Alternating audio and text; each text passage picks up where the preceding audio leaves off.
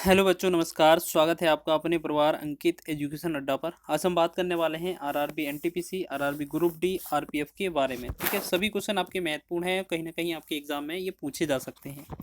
यहाँ पर पहला क्वेश्चन है, आज ये हम प्रॉफिट लॉस से इम्पोर्टेंट क्वेश्चन लेकर आए हैं। पहला क्वेश्चन है कि 32 वस्तुओं का विक्रय मूल्य 38 वस्तुओं के क्रय मूल्य के बराबर है, तो प्रतिशत लाभ ज्ञात कीजिए। आपको एक चीज़ समझना है कि 32 वस्तुओं का विक्रय मूल्य है तो और 38 वस्तुओं का क्रय मूल्य है, तो आपको याद रखना कि 32 वस्तुओं का क्रय मूल्य ये हो जाएगा इस तरीके का, और विक्रय मूल्य ये 38 हो जाएगा। मतलब इस तरीके से ये अपोजिट माने जाते हैं। या हम ऐसे कहें कि यहाँ पर 32 लिखेंगे, का की जगह गुणा लिखेंगे, विक्रय मूल्य को हम एसपी लिख लेंगे बराबर।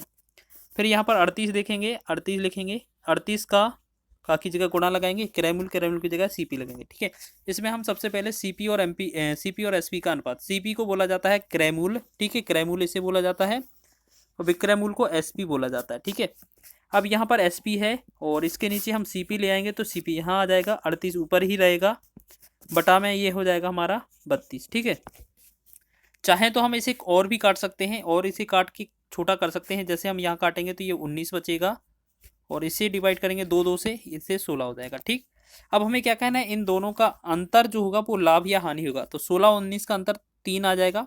ठीक, अब हमें पूछा क्या है, लाभ या हानि में, तो हमेशा याद रखना इनका अंतर ऊपर रहेगा, और जो सीपी होगा, सीपी कितना है 16, ये हमेशा नीचे आएगा। हमेशा हर बार सीपी लिखना है, आपका सीपी अनुपात कहीं भी लिखा हो लेकिन हमेशा सीपी नीचे लिखना है। ठीक है, गुणा में लगा देंगे 100। तो आपको याद रखना, यहाँ से हम भाग करेंगे 4 चौके 16 और 4 से 25 चौके 100, तो 25 दिया 75, 75/4 आ रहा है। तो इसका मतलब क्या है, ये हो जाएगा हमारा 4 एकम 4 और 3 35, 4 अट्ठे 32, 4 सत्ते 28, 4 पंचे 20। तो हमने देखा 18.75% इसका राइट आंसर बन जाएगा। सी विकल्प आपका सही हो जाएगा। ठीक है, सभी क्वेश्चन आपके एग्जाम की दृष्टि से महत्वपूर्ण हैं और थोड़े अलग अलग टाइप के क्वेश्चन लिए हैं हमने आपके रिवीजन के लिए।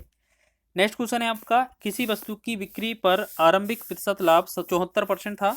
यदि वस्तु का क्रय मूल्य 50% बढ़ा दिया जाता है लेकिन विक्रय मूल्य वही रहता है, तो नया प्रतिशत ज्ञात कीजिए, नया प्रतिशत लाभ ज्ञात कीजिए। तो आप ऐसा समझें कि आरंभिक बिक्री पर आरंभिक प्रतिशत लाभ 74 है। जैसे मान लेते हैं आपको क्रय मूल्य क्या है, 100 मान लेना है यहाँ पर। ठीक, लेकिन जब आपको यहाँ पर प्लस का 74% अगर आपको लाभ मिलेगा तो ये 174 बन जाएगा, और 174 क्या बनेगा, ये विक्रय मूल्य। ठीक, लेकिन क्वेश्चन में बोला है क्रय मूल्य 50% बढ़ जाए, तो 100 पर 50% अगर क्रय मूल्य बढ़ाया जाएगा तो ये 50% बढ़ाएंगे तो कितना, 150 लिख देंगे।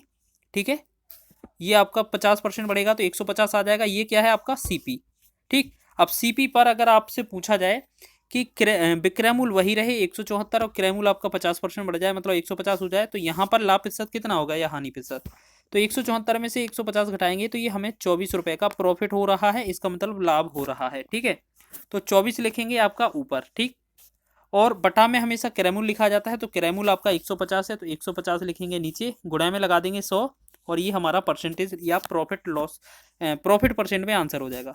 तो 10 से 10, 5 दूना 5 या 15, 5 दूना 10, ये जीरो तो कट ही गया, 3 एकम 3, 3 से 63 24, 8 का 2 में गुणा करेंगे तो ये कितना बनेगा 16%।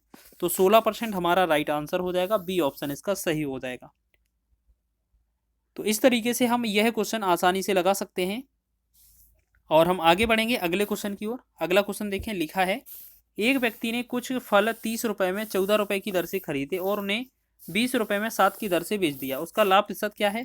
तो आपको याद रखना, यह क्वेश्चन आपको रुपए और वस्तु के कॉन्सेप्ट पर आधारित है। आपको इस तरीके से करना है, एक तरफ रुपए लिखना है, एक तरफ वस्तु लिखना है। ठीक है, एक तरफ रुपए तो 30 रुपए लिखेंगे, इसके नीचे वस्तु कितना दिए जा रहे हैं 14, दूसरी बार में 20 रुपए तो 20 रुपए रुपए के नीचे लिखेंगे, और वस्तु कितनी है 7 तो 7 लिखेंगे।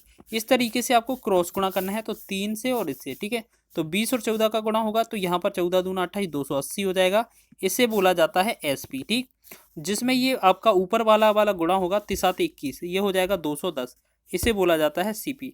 तो आप याद रखें, क्रय मूल्य विक्रय मूल्य में विक्रय मूल्य बढ़ा है तो लाभ होगा, कितने रुपए बढ़ा है, तो ये 70 बढ़ा है, तो इसका मतलब है 70 रुपए का हमें प्रॉफिट हुआ है।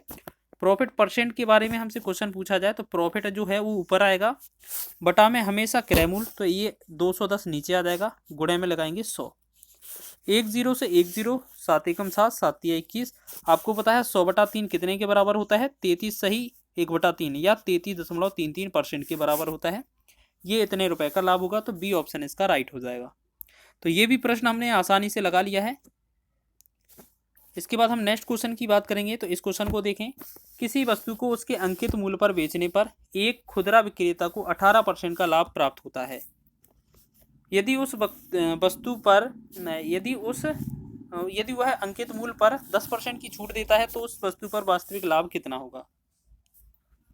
तो आप ऐसे समझें, यहाँ पर अंकित मूल्य पर बेचने पर, जैसे मान लेते हैं यहाँ पर क्या है, 100 रुपये है क्रय मूल्य, और क्रय मूल्य पर अगर हम बात करें 18% लाभ होगा, तो जो वैल्यू है इसमें 18% लाभ होगा। ये क्या है, सीपी क्रय मूल्य। अगर इस पर मान लेते हैं 18% लाभ हो जाएगा तो ये 118 हो जाएगा कि नहीं। ये 118 क्या हो जाएगा हमारा, एसपी। ठीक, ये हमारा 118 क्या हो जाएगा, एसपी मतलब विक्रय मूल्य। अब बोला है इस पर, अच्छा ये क्या है, अंकित मूल्य पर बेचने पर एक खुदरा विक्रेता को 18% का लाभ होता है। अच्छा ठीक है, फिर 10% की छूट देने के बाद अंकित मूल्य पर 10% की छूट देता है तो उस वस्तु का वास्तविक लाभ ज्ञात कीजिए। चलिए देखते हैं।